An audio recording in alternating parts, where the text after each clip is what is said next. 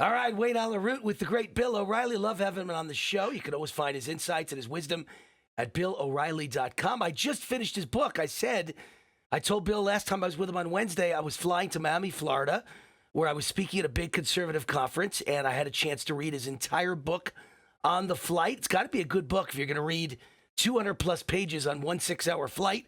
I never put it down. Bill, great book, United States of Trump. Love it. Thank you, Wayne. Very kind of you to say that. I'm glad you read it. And I love to play games with the passengers and the audience. And I put the book down when I went to the bathroom on the flight. I wanted to see if the woman sitting next to me would say something when I got back. I made sure that the front of the book was facing her. And when I got back, she wanted to ask me all about it. She was Hispanic. She was from Miami. And she seemed very open. She seemed like she might like Trump and she might like you. And she wanted to know more about it. I told her, and I think I got your customer. She said she's going to buy the book. So Excellent. Good stuff. United States of Trump. You know, I'm going to put you on a payroll, Wayne. We'll go door to door here. Do I get 10% of each $30 for the book? Absolutely. Whatever you want. All right. So whatever you want. So generous. Let's talk about the Democratic debate. Is such a joke. I mean, I think so. I don't know what you think, but I could barely even watch it without wincing the things they say. But my question for you is Biden finished? I got a feeling he's completely done. Is he kaput? I wouldn't say he's finished, but I'd say he's declining. Next debate is November 20th, right before Thanksgiving. Between now and then, if his poll numbers continue to slide, he may be on the ropes in that debate. He didn't look good last night. Anderson Cooper didn't put him into a position where he had to explain Ukraine, China, and Hunter Biden. He had his prepared answer. He deflected over to Trump, which I knew Biden would do. But I don't see any growth there in donations to him or in the polls. And by the way, my personal belief is if it's Elizabeth Warren, and I still think someone else will get in, because I think it's pretty clear she could never beat Trump. I think we're in luck if it's Elizabeth Warren, because there's no way she's beating Trump. I'm wondering if you think she could actually have a chance to beat Trump, or you think a Hillary Clinton will get in the race. You think a Michael Bloomberg will get in the race?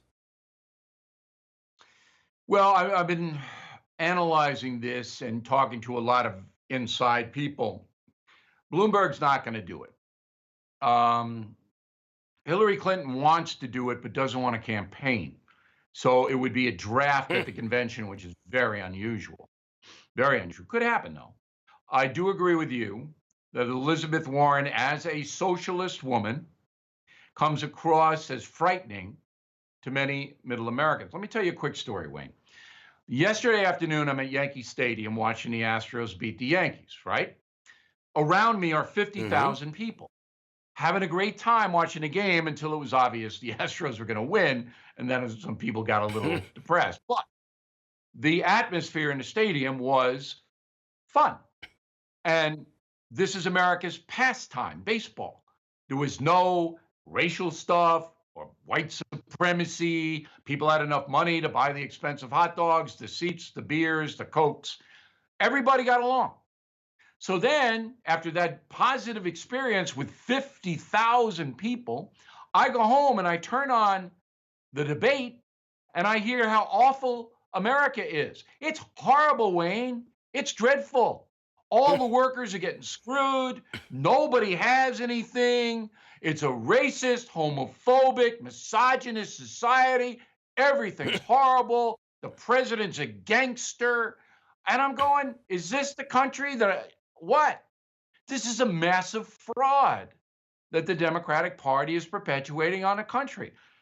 How many people are going to buy the fraud? It's hard to say, but to me, it's absurd. The whole thing has reached the lunacy point.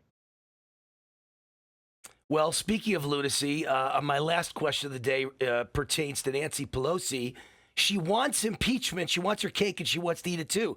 She wants impeachment inquiry, but she doesn't want to show an actual vote by each congressperson.